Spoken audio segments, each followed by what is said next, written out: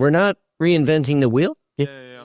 What we're really doing is looking at, sort of a crash of a car, and we're taking the parts out and saying, yeah, but you could make a unicycle out of this as opposed to a transport. And I think one of the key things you were talking about here is the political timing, right? Which I agree with. Like at this point, I think Canadians do want to foster Canadians and want to invest in Canadian businesses and to create that economic activity in our own country instead of like it leaving, right? So I think this is one of those ways where we can have almost an unfair advantage for our startups in Canada.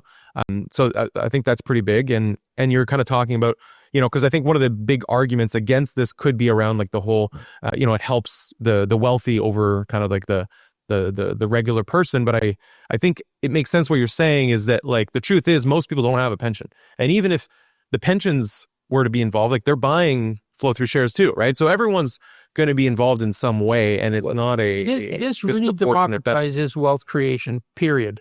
Yeah. It's not just for the wealthy. Mm-hmm. It democratizes wealth creation. That means you, me, and everybody else that we know that may not be spending $100,000 or $1 million a year have enough to put in an RSP or TSFA or whatever it's called. This becomes another vehicle, and that starts to build. Mm-hmm.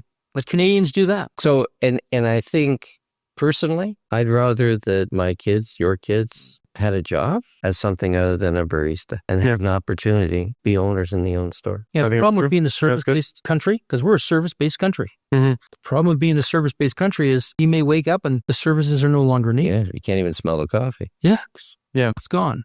Yeah. So we create the stuff here. We create the innovation here. We keep it here. And it does become, when you think about it, it does become an opportunity to integrate business and universities. Right. So knowledge development and knowledge creation and knowledge commercialization can become a troika. That you've got control over it, and everybody benefits because, quite frankly, if I as an entrepreneur raise money and I need some improvements, I can go and get that university research done. And I think one valid point you briefly mentioned, but I think is worth mentioning again, is just the jobs that are being created are good jobs. Like they're not, like where it's not like when you look at the StatsCan reports and there's like 5,000 more jobs. No, these are like high tech. Partially, they might even have some equity in their tech company. Like these are high quality, high sought after jobs. They're not hewers of wood and drawers of wood. No. And on average, in Canada now, on average, the ICT jobs, tech jobs, pay 30% more. Okay. Aggregate. Right. 30% more than all other jobs. This is a win-win-win. I mean, at the end of the day, this is the most effective and most Canadian way to do this for our early stage capital, our companies. It has low cost, high return policy. It doesn't require any new bureaucracy. It engages private investors with public money instead of government money.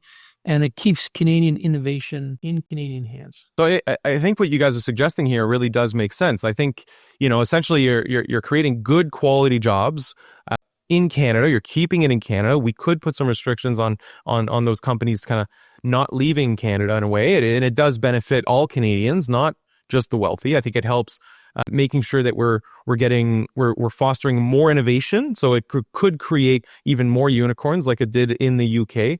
And so I think this is generally a good idea. I think this is good for Canadians, and I really do hope Carney puts this forward. So I wish you all the best on that. Well, thank you very much. Because I think at the end of the day, what we're looking at, this is not, yes, there will be problems with it in terms of any program.